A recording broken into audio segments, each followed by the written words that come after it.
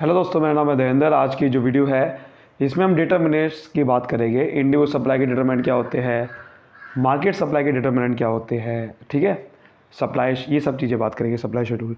तो इस वीडियो को पहले समझने से पहले मेरी रिक्वेस्ट है कि सबसे पहले अगर आपने इसकी पहली वीडियो नहीं देखी है सप्लाई की, वो वीडियो जाके देखिए, डिस्क्रिप्शन में लिंक है वहाँ जाके, और साथ में डिस्क्रिप्शन में पूरे माइक्रो इकोनॉमिक्स की प्लेलिस्ट का भी लिंक है, वो भी वीडियो जाके देखिए, सारी वीडियो मिल जाएगी वहाँ पर। चलिए स्टार्ट करते हैं। तो हमने सप्लाई समझा। सप्लाई क्या होती है, बेसिकली ये क्वांटिटी कितनी हम कितनी क्वांटिटी बेचना चाहते हैं, किस प्राइस पे और किस पीरियड टाइम पे।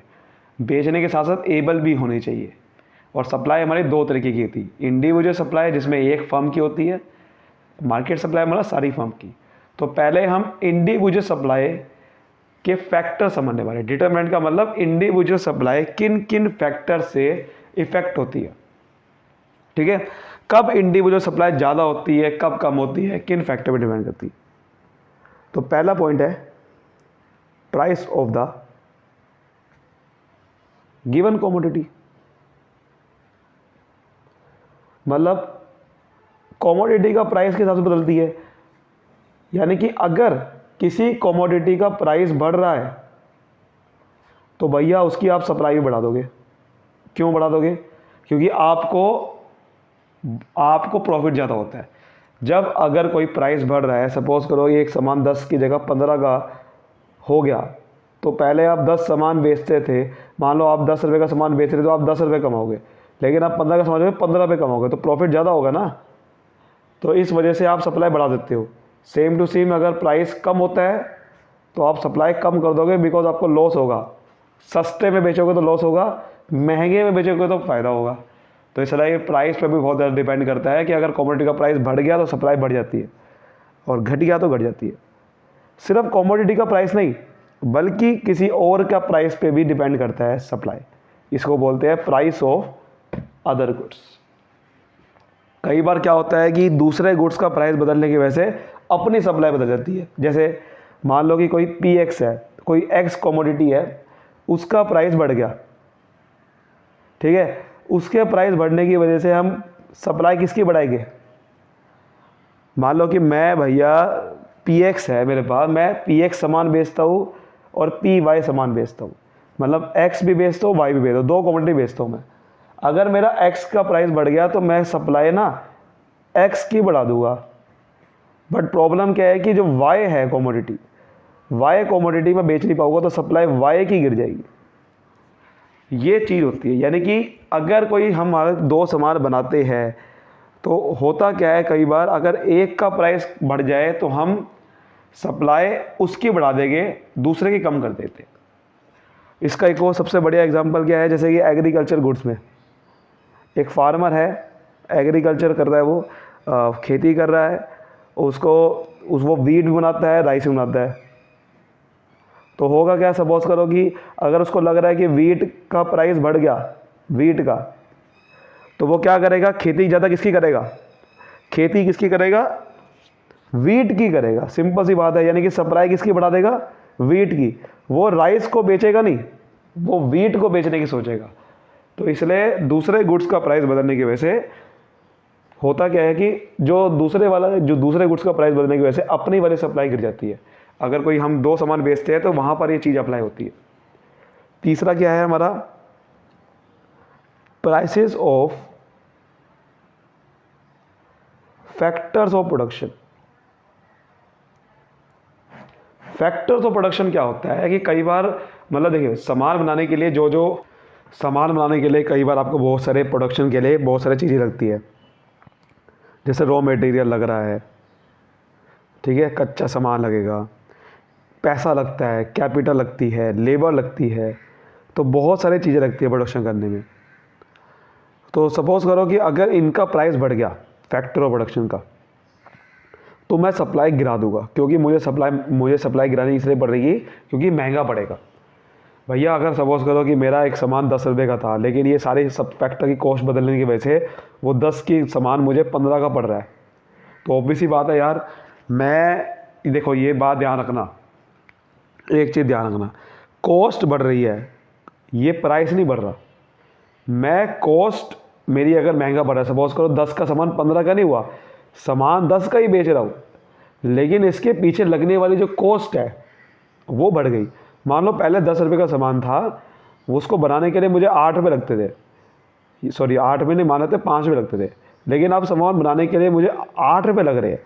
तो ऑब्वियसली बात है कि अगर मैं सामान अभी भी 10 का ही बेचूंगा तो मेरी प्रॉफिटेबिलिटी नहीं हो रही ना, 2 रुपये का प्रॉफिट होगा सिर्फ, लेकिन पहले 5 का हो रहा था, तो मैं सप्लाई गिरा दूंगा। समझ गए? तो ये चीज़ होती है।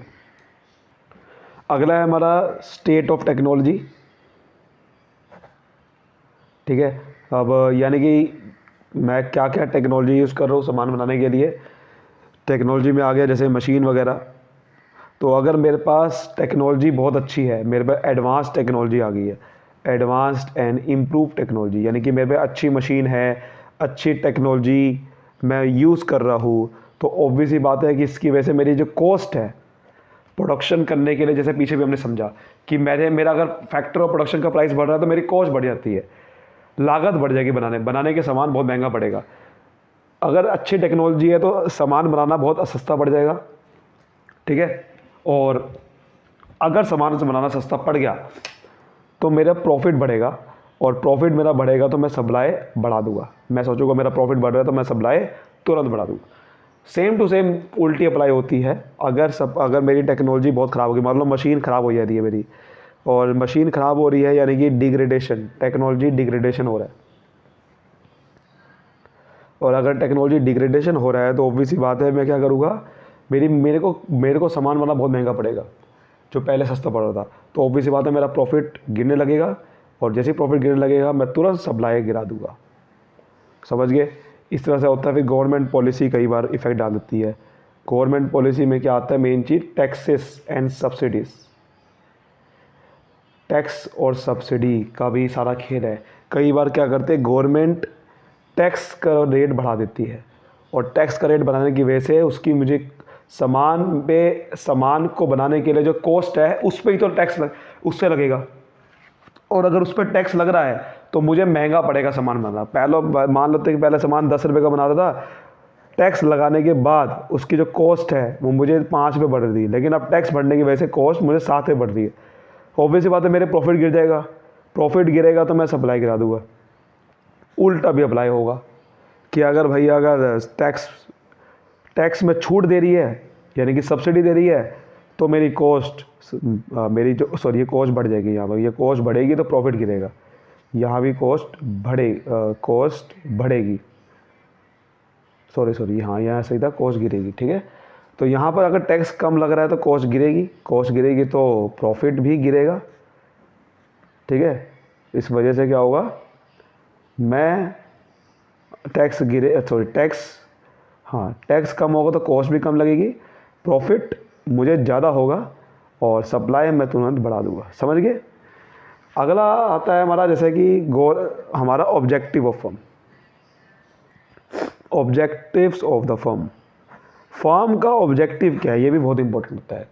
मान लो अगर फर्म का ऑब्जेक्टिव है कि भाई हमारा ऑब्जेक्टिव है, ज़्यादातर फर्म का क्या होता है, बिजनेस का ऑब्जेक्टिव होता है प्रॉफिट मैक्सिमाइजेशन। अगर आपका प्रॉफिट मैक्सिमाइजेशन ऑब्जेक्टिव है तो क्या होगा, तो मेरा जो सप्लाई है वो तब बढ़ेगी जब प्राइस बढ़ेगा, क्योंकि प्राइस बढ़ेगा तो मुझे लगेगा प्रॉफिट ज़्यादा होगा, और प्रॉफिट ज़्यादा होगा तो मैं तुरंत प्रॉफिट सप्लाई बढ़ा दूंगा। प्राइस बढ़ने की वजह से मैं सोचूंगा कि हाँ ये मेरा प्रॉफिट ज़्यादा हो रहा है। कई बार हमारा प्रॉफिट मैक्सिमाइजेशन ऑब्जेक्टिव नहीं होता, कई बार होता है कि मुझे ना सिर्फ सर्वाइव करना है मार्केट में। मान लो तो प्राइस बढ़े या ना बढ़े, प्राइस बढ़ेगा तो तुरंत मैं सप्लाई नहीं बढ़ाऊँगा, अगर मुझे सप्लाई फिर कम ही करूँगा। अगर मेरा सर्वाइव करना ऑब्जेक्टिव है, या फिर मुझे बस किस तरह से मेरा मान लो मेरे को है कि यार मैं ना किस तरह से टिक जाऊँ मार्केट में, मेरा कोई मैच्योरिटी में स्टेज पे आ गया हो। मैच्योरिटी होता है कई बार मेरा फर्म अब बिल्कुल पीक स्टेज पे आ गया, गिरने वाला है बिजनेस, तो मैं सप्लाई नहीं बढ़ा सकता ना प्राइस बढ़ाने की वजह से। तो ये चीज़ कई बार होती है। देखो अब मैं तो देखो यही सारे हमने पढ़े थे determinant, price of the given commodity, price of other good, factor of production, state of technology, government policy, objectives of firm. यानी कि सप्लाई तब बढ़ेगी अगर हमारा जब प्राइस बढ़ेगा, ये तब होगा जब प्रॉफिट मैक्सिमम हो जाएगा। लेकिन अगर प्रॉफिट मैक्सिमम ऑब्जेक्टिव नहीं है तो ट्रेंड बदले, कुछ भी हो जाए, ठीक है, आप जो है सप्लाई नहीं बढ़ाओगे, क्योंकि ऑब्जेक्टिव अगर फर्म आपका है कि एक्सटेंसिव मार्केट को कैप्चर करना है, अपने स्टेटस को बचा के रखना है, स्टेटस प्रेस्टीज को। तो कई बार क्या होता है, कई बार हमारा अगर बड़ी मार्केट को कैप्चर करना है तो ट्रेंड चेंज होने की वजह से सप्लाई बढ़ा देते हैं, कई बार प्राइस चाहे ना भी बढ़े, फर्म अपना स्टेटस के लिए कई बार हाँ कि भाई हाँ भाई प्राइस, भाई ट्रेंड बदल गया तो मुझे एकदम तुरंत से मार्केट में, अगर नई मार्केट में जाना है तो मुझे सप्लाई में बढ़ा दूंगा, प्राइस नहीं देखता कई बार मैं स्टार्टिंग में। तो ये ऑब्जेक्टिव डिपेंड करता है। उसके बाद determinant of market supply. Market supply में जैसे हमने समझा था कि सारी फर्म की होती है, तो इसके अंदर देखो सारे के सारे इंडिविजुअल सप्लाई के डिटरमिनेंट आएंगे ही आएंगे, जो हमने पढ़ा 6 डिटरमिनेंट तो आने 6 तक, लेकिन 3 और डिटरमिनेंट है वो भी आएंगे, तब मार्केट सप्लाई बनेगी। समझ गए, वो 6 के 6 डिटरमिनेंट तो आएंगे, साथ में 3 और आएंगे। तो पहला क्या है, number of firm in the market, यानी कि अगर बहुत सारी फर्म हो रही है मार्केट के अंदर तो ऑब्वियस ही बात है, तो फिर क्या होगा, अगर जैसे ही प्राइस बढ़ेगा किसी कमोडिटी का तो तुरंत सप्लाई बहुत सारे लोगों की बढ़ जाएगी। जितनी ज़्यादा फर्म होगी उतनी ज़्यादा मार्केट सप्लाई होगी, और जितनी ज़्यादा फर्म कम होगी तो प्राइस बढ़ भी जाए तो फर्म अगर नहीं है तो मार्केट सप्लाई भी कम होगी, सिंपल सी बात है।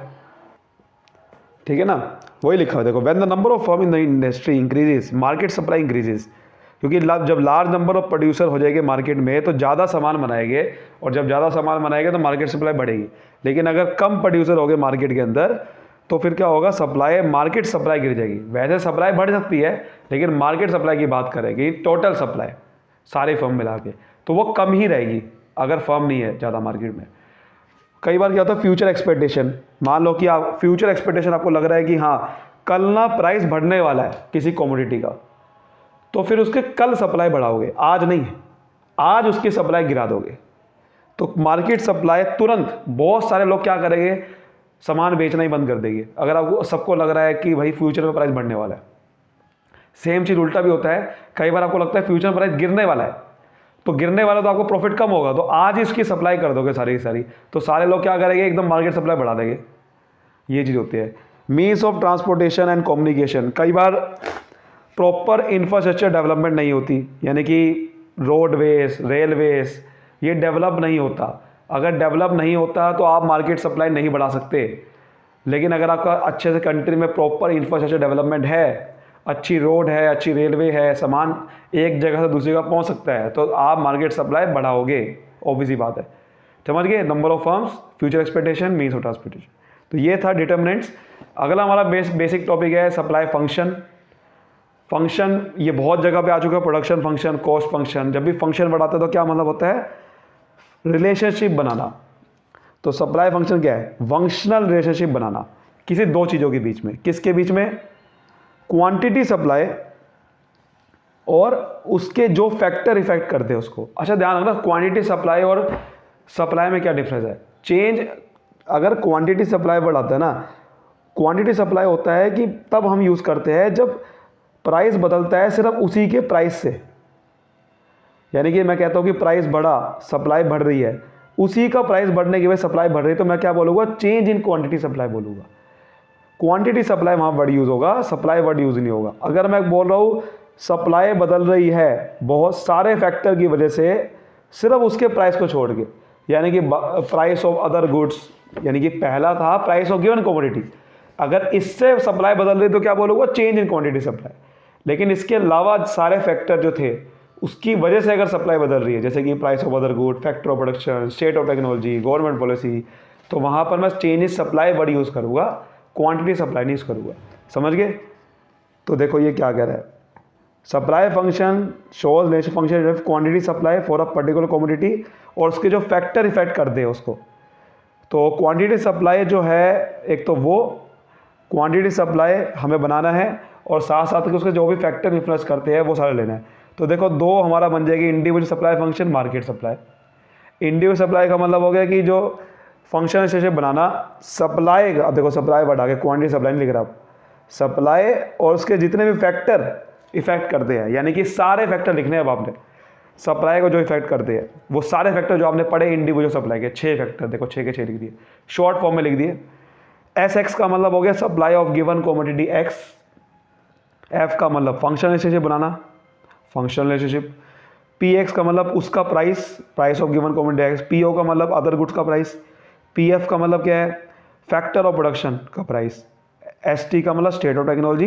टी का मतलब टैक्सेशन पॉलिसी। जी का मतलब गोल ऑफ फर्म। ठीक है, मार्केट सप्लाई भी बेसिकली वही है, पर यहाँ पर वर्ड आ जाएगा कि मार्केट सप्लाई किन किन फैक्टर से इन्फ्लुएंस होती है, उसका रिलेशनशिप बनाने को क्या बोलते हैं, मार्केट सप्लाई फंक्शन।